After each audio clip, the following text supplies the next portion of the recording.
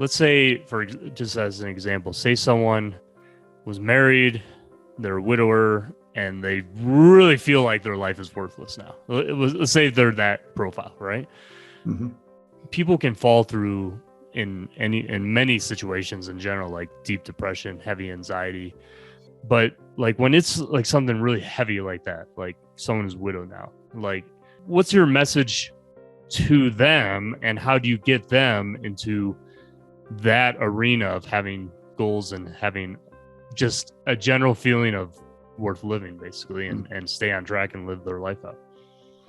Well, it's kind of a complex thing, and I don't want to make too much light of it, but the feeling that they're experiencing may not be that much dissimilar from, say, a teenage young woman or young man whose boyfriend or girlfriend broke up with them. You know, they feel devastated, but at some point they got to pick up and say, hey, I'm going to get on with my life. The fact that she broke up with me doesn't mean that I have to put my plans on hold or that I'm incapable of being loved and so on. So I think a lot of the principle, when I say start growing older or young, this is part of the process. A lot of the same things that we work on with younger people are available to us as we go older. So the fact is, all our lives we're subjected to stresses.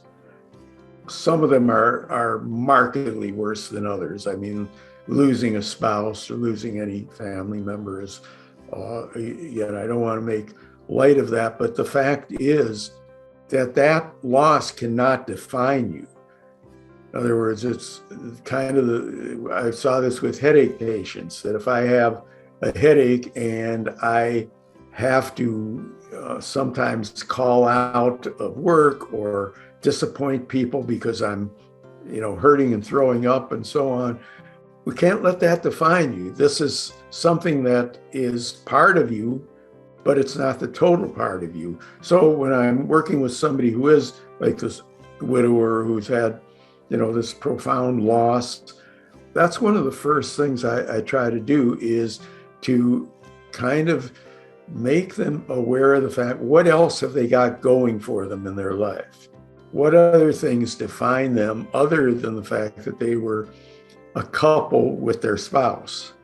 And if they can accept that, then we can build on some of these things. I like to, again, with goal achieving psychotherapy, we like to focus on plans. The notion of having a plan for tomorrow that we can write down, plan for the week, plan for the next year, and so on. I like to carry it out, and regardless of age. I think everybody should have a 10-year plan. And plans get interfered with. You said it's raining there. If you had planned to play golf today, I suspect you couldn't have done it.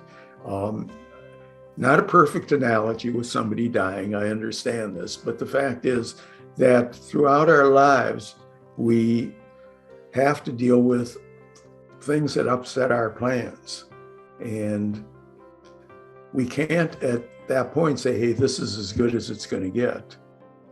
Our goal should be to become the best versions of ourselves. Sometimes we have the benefit, as you and I do, of having a spouse that can help us to get there and hopefully keep us there.